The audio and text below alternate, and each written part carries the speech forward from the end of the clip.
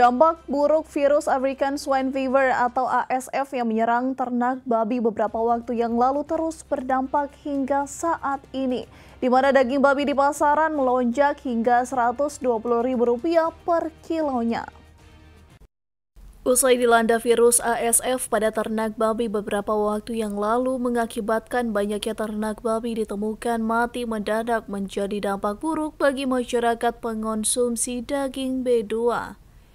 Bukan virus, melainkan harganya yang sudah meningkat drastis. Daging tersebut sebelumnya dijual murah saat dilanda virus ASF.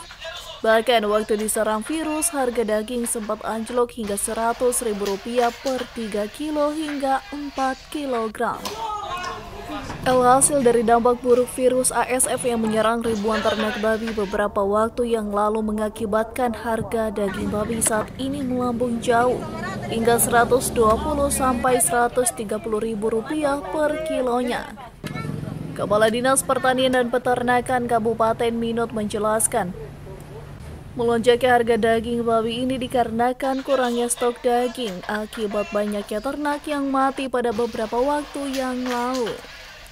Sehingga saat ini dijelaskan Karundeng para peternakan baru mulai kembali peternak dan memang butuh waktu untuk mengoptimalkan usaha mereka.